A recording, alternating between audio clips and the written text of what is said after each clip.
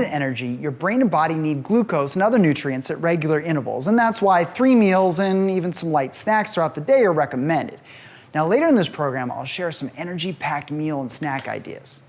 So to determine an estimate of how much you should eat at a meal, look at your hands. If you're a tall, large person, your hands are probably pretty big, and if you're smaller in stature, they're probably smaller. Either way, the size of your hands is generally in proportion to the size of your body. Now, unless you're super active or have an abnormally high metabolism, your hands provide an easy-to-use guideline for how much food to eat to make sure you take in just enough energy.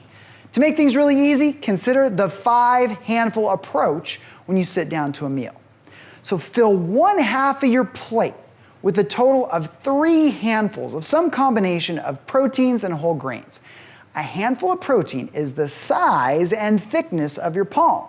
A handful of whole grain is the bowl created when you slightly cup your outstretched hand with your fingers together.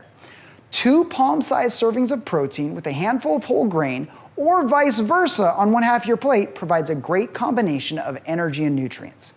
Now on the other half of your plate, fill it to the brim with at least 2 claw handfuls of vegetables and fruit. Make that plate glow green. If you want to add fat for flavor or nutrition, consider matching the portion of fat to the size of your thumb. Fat is an important nutrient, but compared to protein and grains, it does have a lot of calories. If your intention is to balance the amount of energy you put into your body with the amount of energy you use, being aware of the amount of fat at a meal can be important. And don't forget about those 20% want foods. If you want that cookie or ice cream or beer or a glass of wine, exchange one of your handfuls of grain for a portion size of one of the things you want. Creating balance is all about balance. Now, when it comes to high-performance nutrition habits, just remember 5, 4, 3, 2, 1.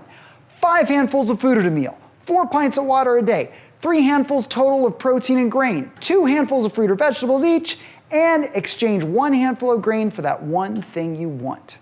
See, creating high-performance nutrition habits is about deciding how you want to feel and perform, then discovering the foods and combinations of foods that help you feel that way more often. The guidelines here should give you a good start. Now, when you're able to connect your eating habits with how you want to feel and perform, food becomes a powerful opportunity to create the balance of performance and recovery in your life. Now, later in this program, I'll be sharing recipes and shopping lists and even some more specific high-performance nutrition habits to boost your mood, brain power, and overall health. Now, let's look at the power of calm for helping you perform and recover.